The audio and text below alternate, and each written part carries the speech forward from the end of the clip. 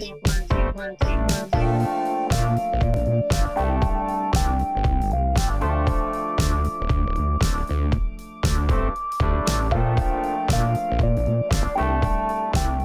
from Tokyo, my dear friends. This is Daisuke, and I very much hope that this video finds you well and in very good spirits wherever you are in the world.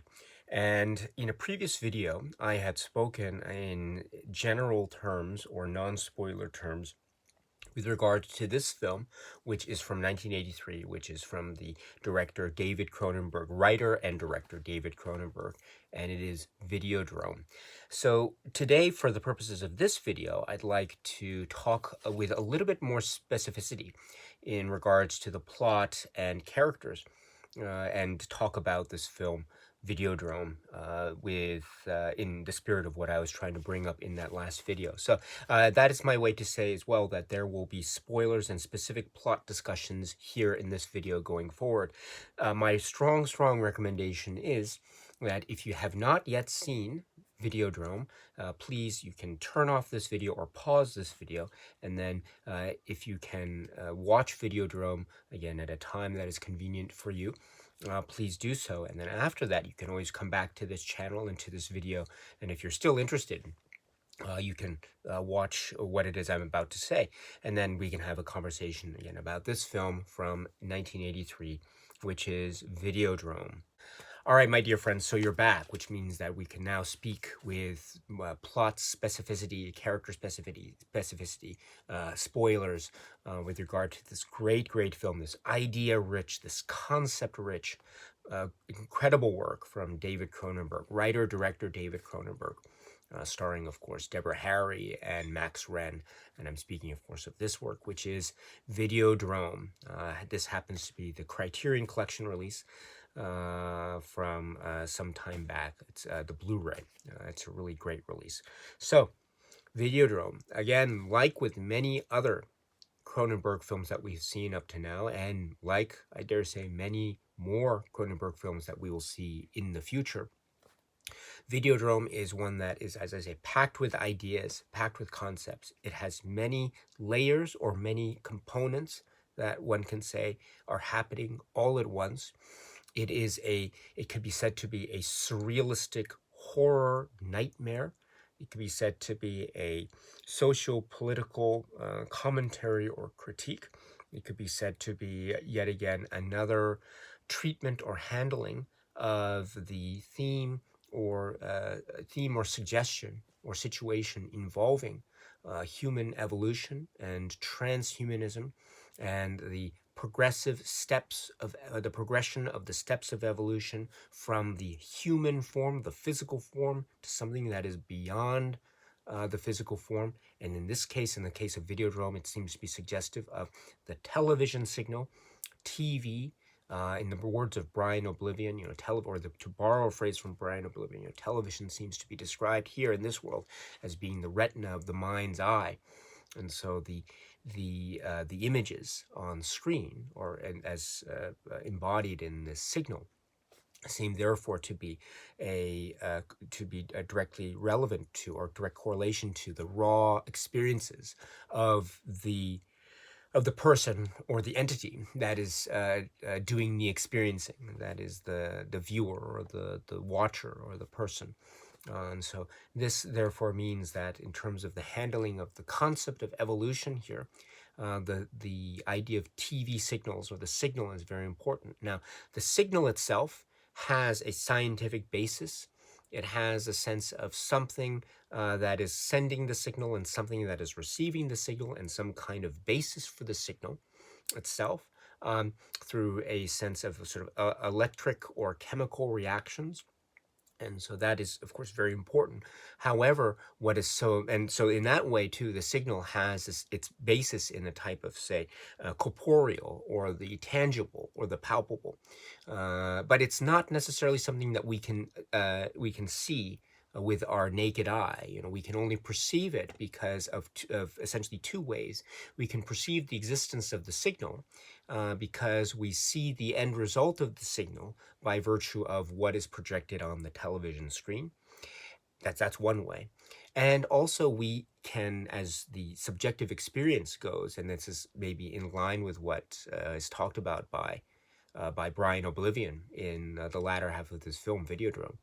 The other way we can know that the television signal exists is that we only not just see the image that's shown on screen, but we therefore see it, our brain sends to process it, and we therefore have some kind of reaction to what it is we are seeing. And so this reaction too is a reminder of the existence of the signal to begin with. So I would say these two things are the ways in which we can recognize the existence. And I put it in those terms because I wanted to make the point that it is through these two ways that we can say we are perceiving the existence of something that is beyond ourselves. And this is very important in the context of Videodrome because it's the idea of perception. And these ways in which we are perceiving things are based upon, say, the brain signals, based upon our senses, sight, sound, etc. So these are still linked to our own body, our own, say, subjective experiences based upon how our body seems to perceive them. You know, we maybe we touch something, and this part of our body, our finger, sends a signal to our brain, and then our brain processes it in a way, or my brain processes this in a way to then tell me that indeed my finger is being touched in a way, this way, or maybe I'm pinching myself, and then this act, this part of my body is then sending a signal to me, telling me that not only am I being pinched here, but maybe there's a little bit of, say, discomfort or pain, and that is registered again by how this part sends the signal to my brain, and then tells me that indeed I'm feeling a little bit of discomfort in this area of my body, etc. So this is all to say that it's based upon the subjective experience. It's based upon how our bodies perceive these things that seem to be existing outside of our own bodies. So if this is the gateway in terms of how we can therefore recognize outside realities, then what happens if there's something in the brain that causes this, say, this transmission to tell us something else? That is, I think, the core of Videodrome, at least according to Brian Oblivion's scientific explanation of how the TV signal works. And so to then lead to a related but still slightly different topic about the TV signal, then the TV signal itself creates what we understand to be a brain tumor or a growth in the brain of the viewer. And it is that growth or tumor which we assume is to be cancerous. At least that's how Bianca Oblivion conveys it to Max Wren, etc. It's a growth or tumor, but we understand that it is this tumor which causes the hallucinations to occur on the part of the viewer. However, an interesting dynamic or an interesting hypothesis arises in that because we also have the theory or hypothesis posited by Brian Oblivion in one of his later TV recorded sessions, talking to Max Wren in a manner of speaking about how he believes that it's not necessarily a growth, but in fact it is the growth, or it's not a tumorous growth, but it's rather the outgrowth of what could be said to be a brand new organ of the body, which is a very fascinating concept. In other words, something that is not itself cancerous or destructive per se, but something rather that is meant to exist, coexist in harmony with the body, like other organs that are in the body, etc. So if that's the case, then we have different avenues or different, say, theories of the evolutionary process that are existing as possible options or possibilities as to the interpretation of this TV signal. And what is this TV signal? It's given the name here of Videodrome, etc. But I think, too, that this name is a very specific and particular one, and I want to get to that a little bit later in this video. But for now, let's focus on the idea of this TV signal.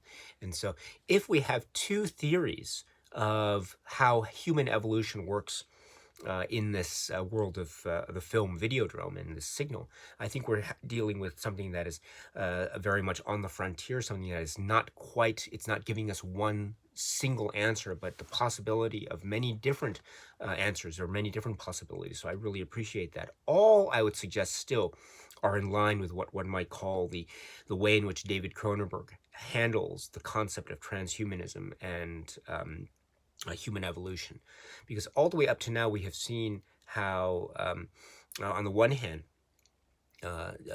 human evolution or transformation, things that are changing with the human body, steps that might be said to be things that might be said to be steps in the process of human evolution, development, and growth.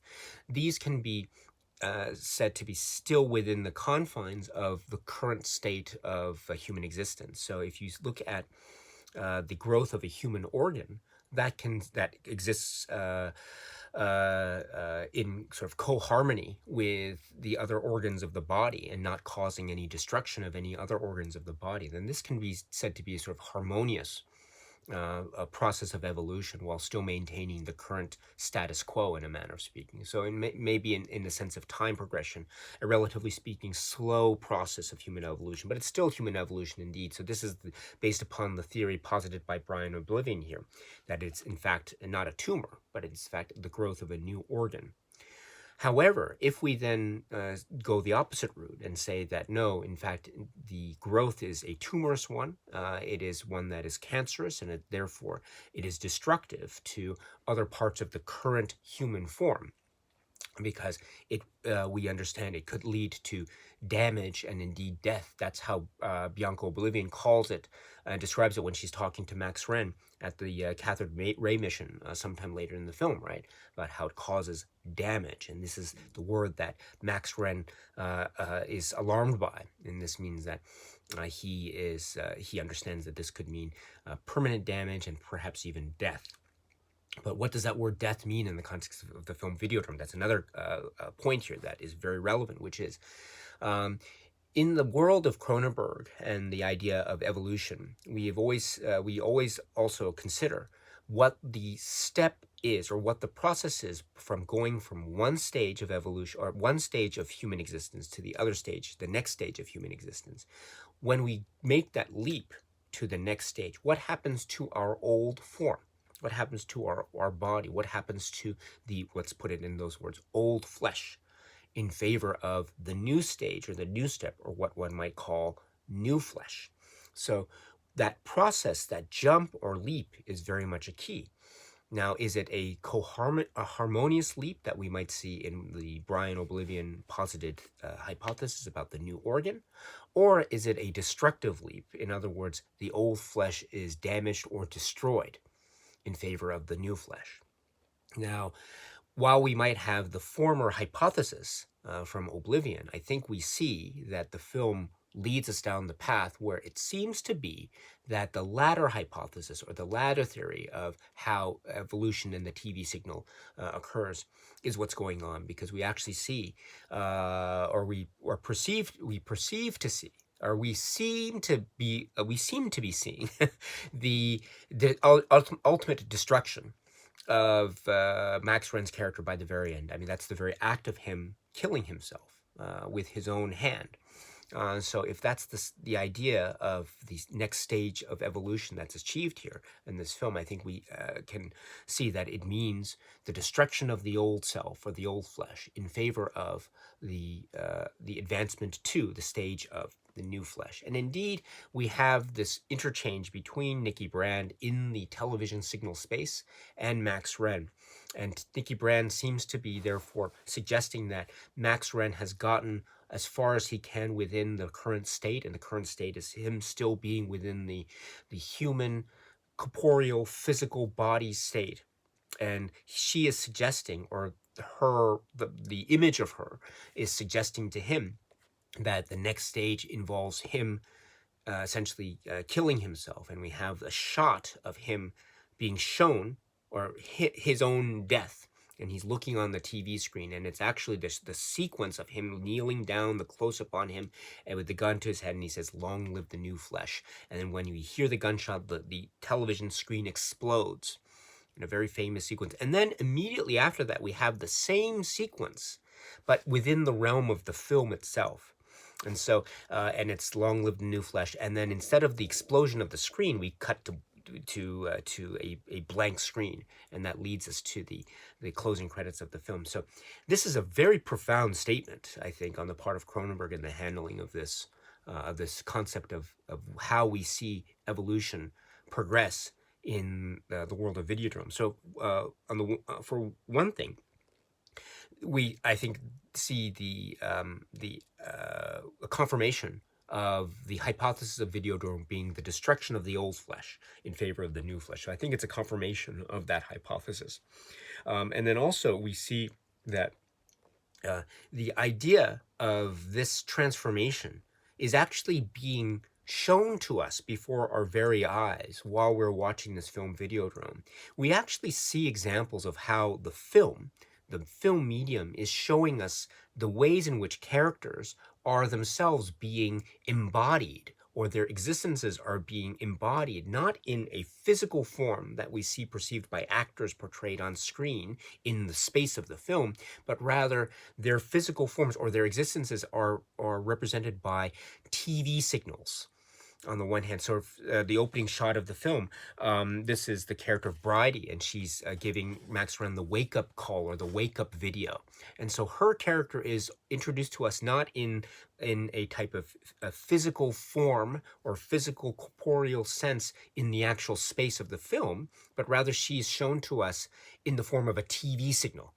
And so already we have a character that is represented as a TV signal, not as a quote-unquote someone who's standing in the room in the flesh, as it were. We know that she's there in the space of the film because we meet her a little bit later in the film. But my point here is that she's introduced to us in this TV signal way, this TV image way. Also see too how this is occurring throughout the film in other places. For instance, when we get the prep before the start of the recording of the talk show. Nikki Brand and Max Wren are guests there. Of course, we have the shot of Brian Oblivion, who is not there in person, quote unquote, but he is there in the form of the TV set. And so that is that's another example of the way in which a character is embodied in the form of TV recordings or videos or TV signals. And Brian Oblivion is perhaps the clearest example of that, because we understand that he doesn't exist in human form anymore. Rather, he only exists in the form of these videotaped recordings or this TV signals.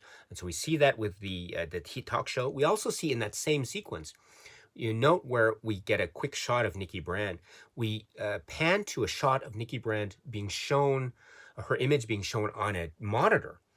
And then, of course, we cut to her in the real space of the film, as a manner of speak, or that scene. But it's a very intriguing timing in terms of how we are introduced to her character. We see her in the television monitor during the sequence. And then, of course, we all understand that she is still existing in the sort of human corporeal space of the film Videodrome. But then about halfway through, she says she goes to Pittsburgh, and she already expresses this fascination, maybe all too dangerous fascination, with the programming of Videodrome. And then we understand that Videodrome has indeed gotten her. And so she then becomes, or we assume that she becomes fully part of that TV signal world, whether that means that she is indeed experiencing that existence, or maybe it's Max Wren's perspective that is telling him that that this has happened to him. Again, we're not sure, but we can make that assumption, or that's one assumption that we can make. But my point here is that she is also introduced or presented in a way at the beginning and also in the latter half of the film in the context of the non-human physical form, but rather the television, almost formless form. And we also see, too, the way in which Barry Convex is first talking to Max Wren. Remember, he introduces himself through the TV as they're driving. And Barry Convex is talking about how the company Spectacular Optical provides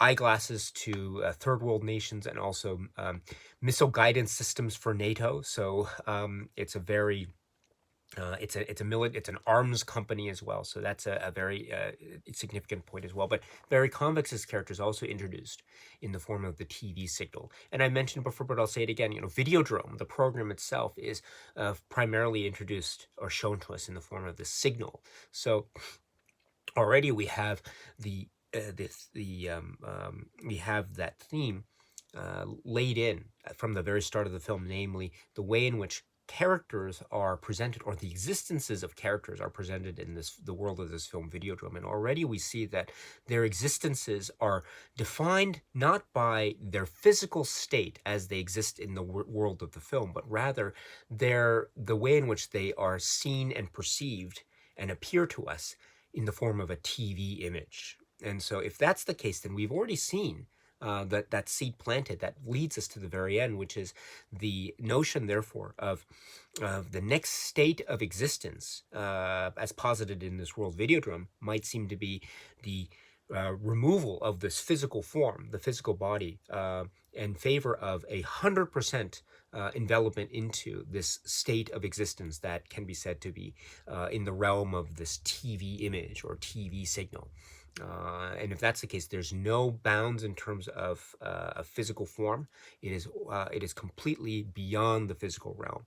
And in that case, too, we can say that Max Renn's journey in this film Videodrome can be said to be his journey from the physical form to a sort of quasi-physical state, which is the state of the hallucinations, because after all, when he quote-unquote hallucinates, he doesn't hallucinate in a way that is 100%, 180-degree, totally different set of circumstances than how he's experiencing them in reality. No, no. On the contrary, it's a slow, gradual process. You know, for instance, he's touching a videotape, which is part of his sense of reality around it, but then the videotape begins to pulsate.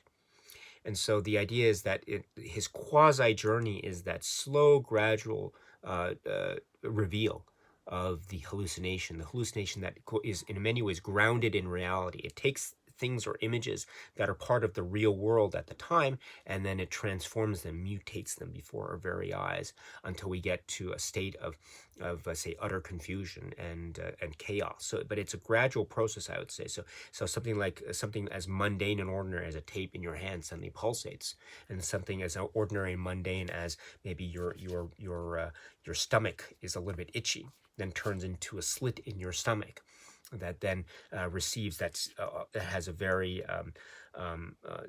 that looks almost like a sexual organ in a manner of speaking, but then also is a it receives or welcomes, or doesn't, I don't know if welcome is the right term, but it receives videotapes which are themselves quite pulsating, and then arms can turn into grenades, and then guns can then blend into your hand and become these mutant guns, and that can fire things that turn their victims into these super realized cancerous growths that explode the body. I'm talking about the death of Barry Convex, for example, or the grenade. I'm talking about the death of Harlan, for example. See you in Pittsburgh. And so this type of gradual progression of things that are hallucinations based upon components of a quote-unquote reality, and already set in reality. This is what I mean when I say a quasi-state of evolutionary process in the context of Max Renn.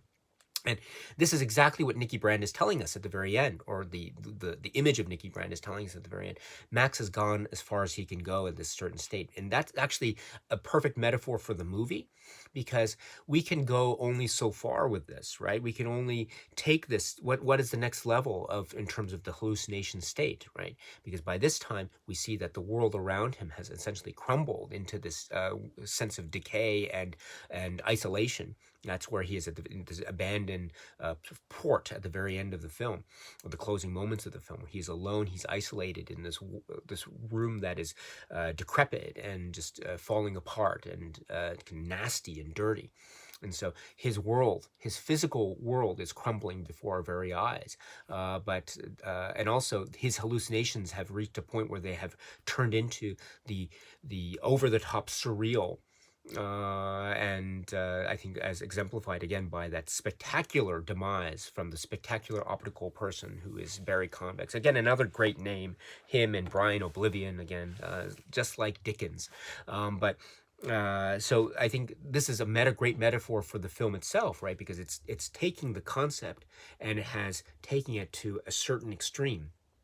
And so, and that's how the film ends. And so this conversation therefore makes me look at Videodrome, the film itself, as in many ways a sort of reliving or a type of living out the concept of the TV signal equals the next stage of evolution, or the concept of or reminding us that it's not just the TV signal that could be said to be the next stage of evolution in the context of the film Videodrome, but maybe it's the signal of us watching an image. And that image could be a TV, or that image could be maybe a film projected on screen, or maybe in the case of a Blu-ray that is a disc that is sending a signal to a player, that then sends a signal to the TV screen, that then sends a signal to me as I'm watching the TV screen. So in many ways, I think this scene reminds me that even the film Videodrome is itself an kind of meta acting out the theory or the hypothesis of the stages of evolution that are being experienced, or the acting out the hypothesis of evolution regarding which we see the progression of the stages play themselves out in the film Videodrome. And I think that is brought home very forcefully by the fact that the very end of the film is the end of Max Renn's, or the last stage of Max Renn's journey through his evolutionary progress. But this is the final point that he can go. He is still alive, but how does the film end? With his death. And at the point that he dies, if this theory is true, then his next stage of evolution is something beyond the body, right? Which is something that is beyond his own body. That's why he dies. And so we think that maybe he has reached the next stage of evolution. Now, whether that's true or not, or whether he really has died or not, again, that's subject to your own interpretation. But if we go with the idea of evolution, his point of death leads to his next stage of evolution. His point of death is indeed the end of the film. And so what we can say is, therefore, the film itself seems to be, in many ways, a participant in this discussion of the evolutionary process. And so something that exists beyond the film, I think, is one of these great things, these great metaphors of how film works, right? Because we can say in an interesting way, Max Renn seems almost to be existing within the world of the film itself, much like many of these characters. Brian Oblivion seems to be existing in the world of the TV itself, or maybe Nikki Brand seems to be existing in the world of the TV itself that we see in the film. Now we can take a further step back, I mean, a meta way, and say that Max Renn now exists in the world of Videodrome as we, as viewers, watch it on, say, our Blu-rays or our 4Ks or whatever the case may be. So that is, I think, how, that's my very crude and very unorganized way of trying to suggest how I feel in one way about how Videodrome, the film, is really dealing with human evolution in a very profound way, in a way that is also very meta, and is also playing with the idea of form and medium. Not just medium of TV, but that's part of it. That's very important. But also the medium of film itself, which is a brilliant and that's why the ending is so shocking and so profound the way it is. That's why it repeats, right? It shows us what it's going to do, and then it does it. And so it's almost like the film is standing in for Videodrome itself, or the actual signal. I shouldn't say video. The signal itself. So. It's brilliant stuff. Now, I do want to, before I move on, let me say too about the naming Videodrome. So this is a very fascinating concept too.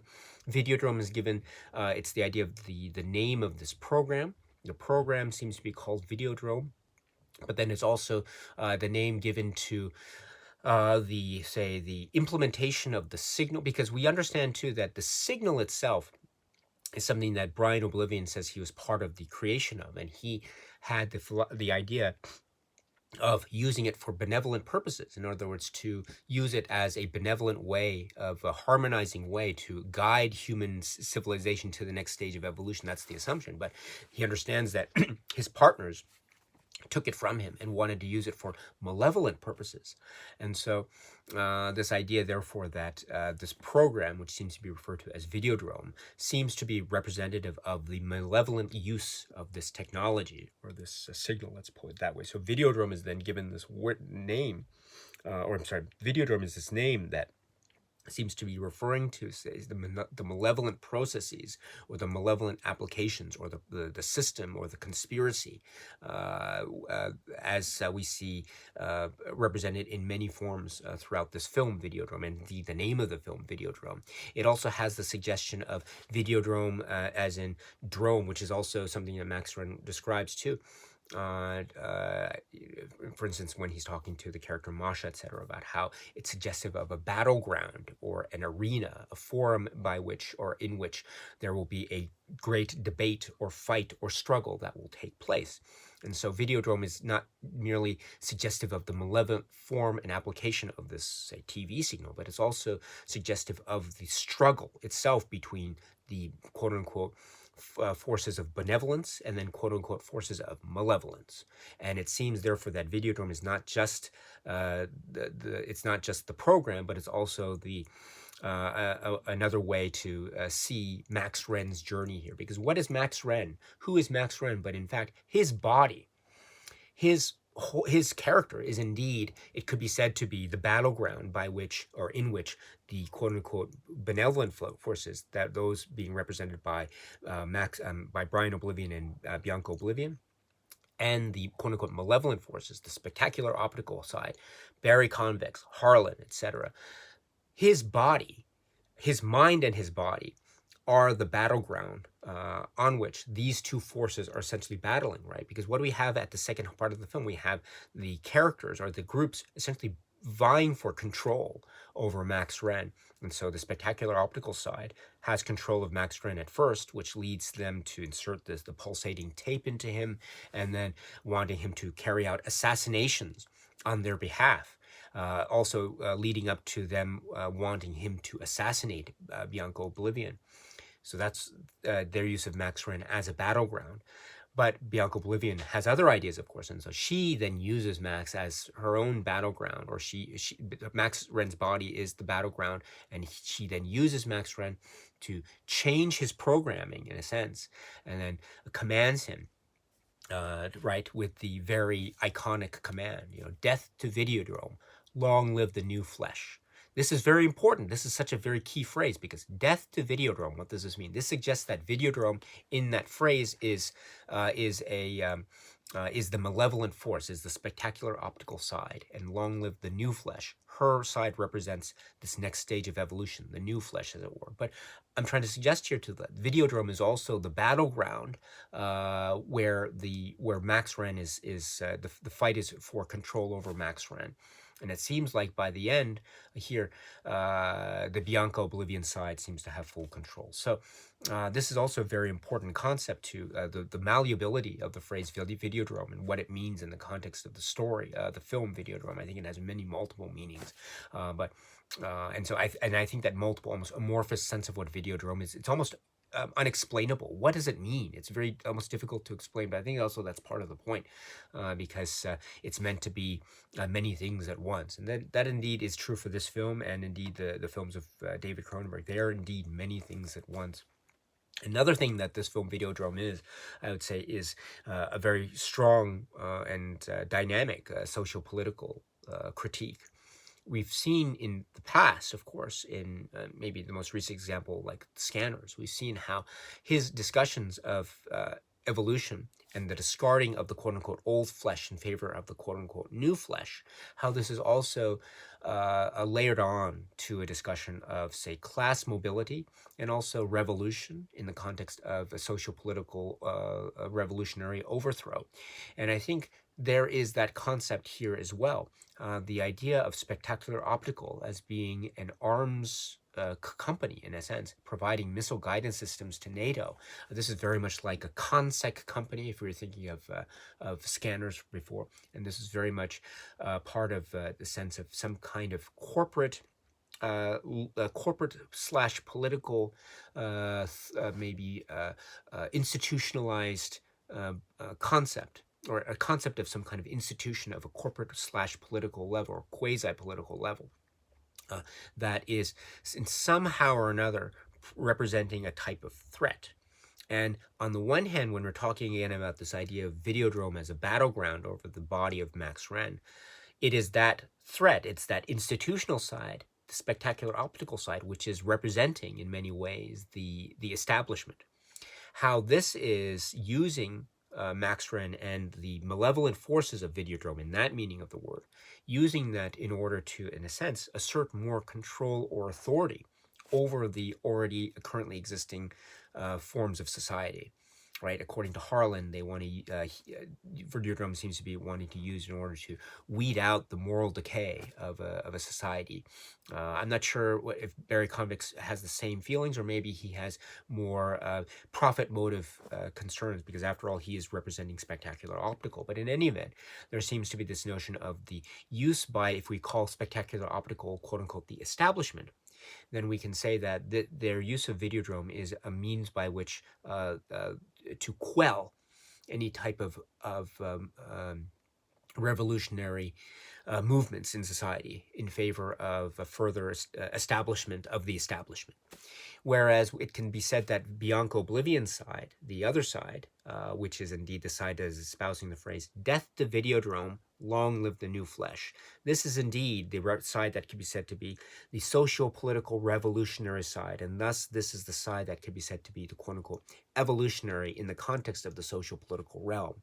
After all, what do we see once Max Wren is quote-unquote under control of Bianca Oblivion? He goes out and carries out his own assassinations on her behalf, killing Harlan in that spectacular explosion, see you in Pittsburgh, and then, of course, the killing in a very public venue, which is very much like an assassination of Barry Convex at the Glasses trade show, the revealing of the new line, the Medici line. So this is very, and not only do we have the infusion of the social political revolutionary consciousness, but we also have an example of how this is going to be achieved by the forces of Bianca Oblivion, namely through acts of what one might say to be assassination. And what is assassination? But it is death. It's an act of killing, but it is an act of death. And so this idea too is that revolution, if we are to interpret Oblivion's side as being the side of political revolution, revolution in the world of Videodrome will only come about upon death. And so this is, again, a furtherance of this theme or idea, discarding of the old flesh in favor of the new flesh. Death to Videodrome, long live the new flesh. This is very much a social, political statement, as well as a type of horror film statement, as well as an iconic, almost mantra in the world of David Cronenberg. And this is a very important key concept, and it's it's in line with the notion. I'm not saying that David Cronenberg sides with one side or the other per se, but he's pointing out the fact that this is a state of human evolution, and indeed human evolution is occurring. It can be said to be occurring not just in the realm of, say, quote unquote, the horror science fiction genre, but indeed it is also occurring in the political and the social. And it is through this way that I can say too that this is a film that is speaking on so many levels. And it's creating situations that are quite disturbing, because the implications of a type of overthrow or type of revolutionary movement are not always quote unquote clean, but rather can be quite violent and indeed quite vicious. Very, very vicious indeed. And I go back to the death of Barry Convex, which is one of the most spectacular and quite violent set pieces of the entire film. It's really quite shocking indeed. And so, but this is showing a sense of violent overthrow. And indeed, too, that moment of his assassination, which the assassination itself is an act of social political overthrow, we see his own body acting out that in the perfect metaphor that it is. We understand it's these growths that seem to be emerging and just ripping apart his body. So it's the idea of his own body reacting against him. It's his own body that's overthrowing himself in favor of his own death. And his own death leads to death to Videodrome, long live the new flesh. So it's all connected in that way. So this is another level in which Videodrome operates. The film Videodrome operates in spectacular fashion, in such a key, important fashion that I think deserves further analysis and attention upon rewatch and study. And I should say as well that, just going back to the idea of the sensory and the perception, one of the theories of evolution that seemed to be posited by Brian Oblivion seems to be too that the next stage also seems to be the raw experience. The raw experience, not made flesh, but the raw experience as it is. And this is also a kind of very important thing as well, because we see the way in which images are creating these ideas in our mind, or feelings or senses in our minds. And this is a very powerful concept. It's for instance the idea of softcore pornography. Samurai dreams at the start of the film, and also what Masha is doing in terms of her own softcore pornographic filmmaking. This is not. We're not we're talking about images, but images that are seen, and the images that are seen by the viewer seem to be suggesting or creating a type of feeling or reaction or sensation in the minds of the viewer. And so this is the whole point of I think, or this is one of the points of bringing up the concept of, or the links of, with pornography and viewership, because and it's, I think, very much in line with the theme of the film Videodrome itself, namely the way in which images affect the human sensory experience, and the television, not just a picture, but the actual moving image itself, like the sound itself, how this affects the sensory perceptions of the viewer. And it's that sensory perception itself that then is the very heart of Brian Oblivion's say theory of evolution. He seems to be saying that it's this part that is, in maybe some form of the word, the next stage of evolution. It's this part, it's this thing that we are experiencing. Now, this part is very much formless, right? It doesn't have form, it doesn't have shape. It only takes shape when we, as viewers, express it in our own physical bodies through whatever means are at our disposal. Again, based on our own makeup, as the corporeal makeup, right? But it exists in this ethereal or formless way, in terms of the sensory, and so, or in terms of how we perceived what our brain is telling us. And so then it's a matter then of taking that, separating it out from the whole process of taking the tape, watching it and stuff, or watching the TV show, etc., and then just taking that and being the quote unquote raw experience that Brian Oblivion is talking about. So we are already seeing this already, and I think David Cronenberg is indeed suggesting to us that maybe we are already part of this process. This process of evolving, relying on technology, which is something that is outside of ourselves, and then using it in a way to evolve our own senses and the way in which we perceive the outside world, and thus how we perceive each other. Because after all, we rely on a type of emerging technology that is TV, that is also now videotape, that is also now DVD and Blu-ray. We rely on this outside technology and this emerging and growing technology to create some kind of sensation within us. And so that itself could be a type of comment on evolution, could it not? Our reliance on technology, our reliance on something that could also be said to be an extension of our own bodies, to then create something that is very important to us, namely some kind of satisfaction or feeling, or something that we would not otherwise be able to get without this type of extension outside of our bodies via technology. And so already that statement, I think, is being presented or being shown to us at the very start of the film, and that is the nature in which we get into the conversation in the talk show about, is it too much? Is it bad to have this focus on pornography and violence in television and in this type of mass media consumption? And then Nikki Brand then talks about oversaturation, but then Max Wren says something very, I think, very profound, which is it's better to have people watch these things that are playing into their fantasies rather than have them act them out in real life. Which is, I think, a very profound statement, but it also leads to the importance of this type of sensory perceptions that viewers have whenever one is engaging with or consuming some kind of media entertainment. So it's already there from the very start, and it's there in this horror science fiction realm that is the Videodrome spectacular set pieces, but it's also there in these details that are opening the film and that are throughout the film. And so that's my way to further suggest how multi-leveled and how intricately structured this film Videodrome is to me. I should say I mentioned the spectacular set pieces and the performances. Let me focus there before we conclude this conversation. So I should say that I love the the performances. I think they are really quite spectacular. I love Barry Convex. I love the Harlan character. Max Ren, Nikki Brand, Max and Masha. Um, a word about James Woods here. I think James Woods' performance is it's remarkable. It is so remarkable for so many reasons. For example, he is presenting Max Ren as a person who is not necessarily, he's not unlikable.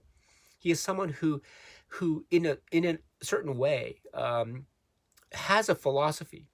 I mean, he's confronted by the fact that maybe he doesn't have a philosophy, and that's why Videodrome is so threatening, because Videodrome, unlike Max, has a philosophy. That's one of the statements, right? But in fact, Max can be said to have his own philosophy in terms of as he expresses it in the talk show when he's talking or defending the position of Civic TV, for example. They need to make money, and they need to make a living, and in order to do that, they need to show these shows of sex and violence, and so and he has a sort of justification for that. Now, whether he really believes that or not, we're not sure. But I would say that maybe there's suggestion throughout the film where one can say that, yeah, maybe he actually does believe that. So in many ways, he does have a philosophy, in a manner of speaking. But at the same time, he also has to become the quote unquote empty vessel, because as I say, he also becomes the battleground for the Videodrome battleground between the Oblivion side and the spectacular optical side.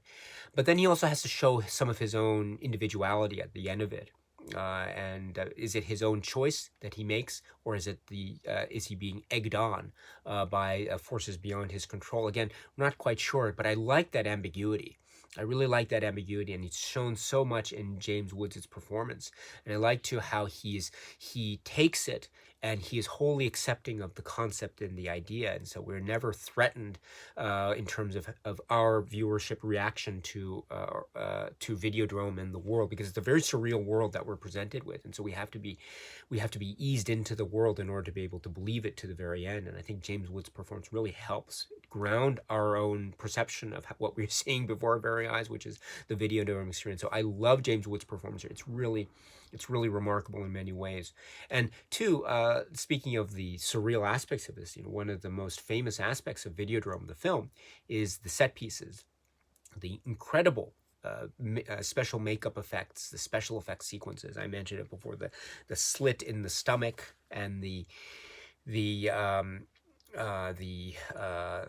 explosions and the gun and everything. And I try to suggest how these are taking components of things that are already quote unquote in the real world and then amplifying them exponentially and then transforming them, mutating them before our very eyes. And you have these things that are just suddenly emerging, and they're presented in a way that are like cuts, edits in the film. We are not given any cues in terms of like a I don't know what you call it, a wipe or a blur we're then being told, oh, this is a fantasy, or this is a hallucination, this is reality. No, it cuts imperceptibly to something that can be said to be a hallucination, and it goes back and forth to the point where when we're watching the film, we are not sure if we're watching quote unquote the real world or we're watching the hallucination.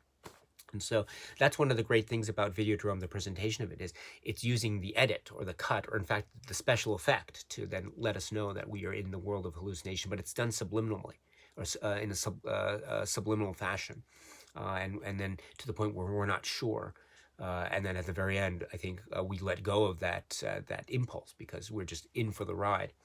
And I think that's the whole thing about the Videodrome process, the whole thing about evolution in Videodrome. We're sort of stuck in reality, and then we're not sure if we're in a reality or a hallucination. And by the end, we're totally in hallucination mode, but it doesn't matter because we've already submitted our will, in a manner of speaking, to David Cronenberg and the Videodrome movie experience. So.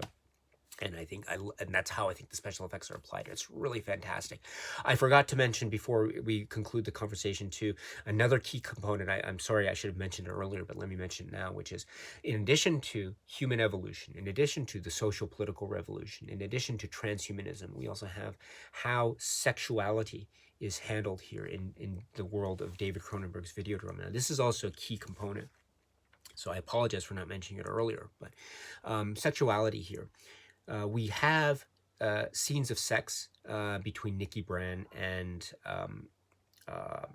James Woods' Max Wren. We also have scenes of sex and, say, sadomasochistic torture or scenes of that sort in the form of the Videodrome image or broadcast.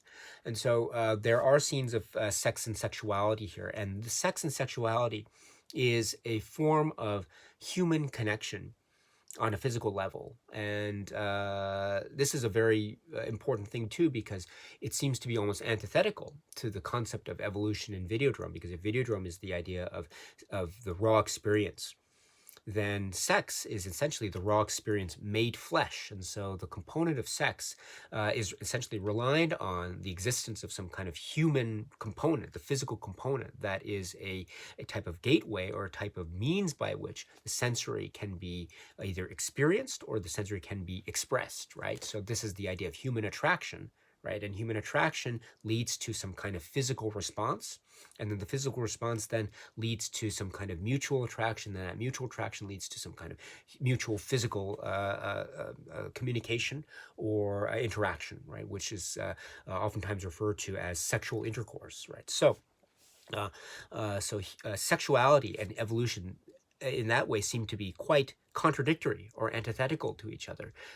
However, again, it's this notion, therefore, of then reevaluating the concept of sexuality here in the world of Videodrome. I mean, is it ultimately something that can be said to be truly dependent on the physical, or is sexuality really something that is ultimately the raw experience, and indeed the physical, ultimately in that viewpoint, becomes irrelevant?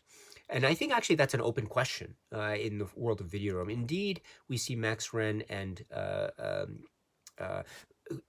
with this famous scene, which is represented here on the cover of the Criterion box here, but the idea of Max Wren in the illusion or hallucination, submerging his face into this screen here, which is suggestive of the fact that he can rely on the raw experience of the hallucination in order to experience the sexual satisfaction of being with Nikki Brand here. So that's one aspect I think is very important, which is again shown here. But at the same time, there is the scene that happened earlier between Nikki Brand and Max Wren about their sex scene, and we see that she enjoys, she has sexual pleasure derived from pain that is inflicted upon her body. She mentions the cuts on her shoulder, and she just says nonchalantly, take your knife and cut me a little or something, which actually almost startles Max Wren to a certain degree, and he asks, did you let someone cut you or something, referring to certain scars on her shoulder. But then a little bit later, we see him with a needle of some sort and then piercing the ear. This is a very interesting detail, by the way, which is also linked to how we take ordinary objects of reality and then we transform them into something that becomes part of the Videodrome movie experience. The piercing of the ear here, I think it was the piercing of the ear, right? It was, if I have my detail correct, then it's the idea, piercing ears, at least in, say, the society that I currently live in, it's not necessarily seen as an automatically kind of sexual act. It's seen as a quite ordinary act, the idea of ear piercing for earrings, etc. So it's an interesting detail here that piercing moment is, on the one hand, a very ordinary or mundane act if you think about the application of ear piercing and earrings, but it's also then turned into this act in the context of the film Videodrome that is part of the masochism and the sexual interaction between these two characters. And if we think about, therefore it becomes contextualized in the Videodrome movie experience. So I find that very fascinating. And then we also see a little bit later the kind of famous or infamous moment of Nikki Brand and the cigarette on her own flesh. And so we understand that for her, it seems like these are examples of how the physical form is somehow responsible for her sexual gratification, or she needs to rely on some kind of interaction with the physical self and her own feelings of sexual satisfaction. And it's not clear to me how this is transformed by the end, if we were to take the next step of evolution being long live the new flesh, what does sex mean in the world of the new flesh? It's not clear to me, because we get that final interaction between Nikki, or the TV Nikki, and Max Wren at the abandoned space there, but it's not clear in terms of what that means of their relationship. We think that there is maybe the reason for Max wanting to do this is maybe because he is being influenced by someone that he is attracted to, which is Nikki. So maybe there's a sense of attraction that is part of what could be called the Videodrome sexual experience at the next stage of evolution. Who knows? But I would say that the way sex is depicted here in the world of Videodrome is very much part of, I think, it's very much, I think, antithetical to the theory of Long Live the New Flame. That's not taking anything away against the film Videodrome, but on the contrary, it's brilliant in terms of reminding us of the complex nature of perception and sexuality, and how indeed the physical form is in many ways a key component to how we as say human beings communicate with one another through this act of what is called sexual interaction. So I find that contradiction to be very fascinating, and I think it's something that is again not detrimental to an experience of watching Videodrome, but it is in fact very consistent with the concepts that are discussed in Videodrome, because it's not a film that holds easy answers. Right, it's a film that is very malleable, just like the title itself. What does it mean? What is it referring to? It's very like the TV screen that's just wobbling and shaky and like rubber and stuff. It's very much, it can be stretched to things that are covering many things at once, even seemingly contradictory points all at once. And so that is, yes, the way in which I see Videodrome, I think overall as an experience. It is a thoroughly engaging experience from head to toe, from top to bottom, from start to finish. And it is one of the most extraordinary works of art from the work of David Cronenberg. That is this film, which is from 1983, Videodrome. All right, my dear friends, so that's it for now. And so until we meet again, please be happy and healthy and well. And please keep on watching a lot of great, great, great movies. So until the next David Cronenberg video and other videos, be well, stay safe, and cheers.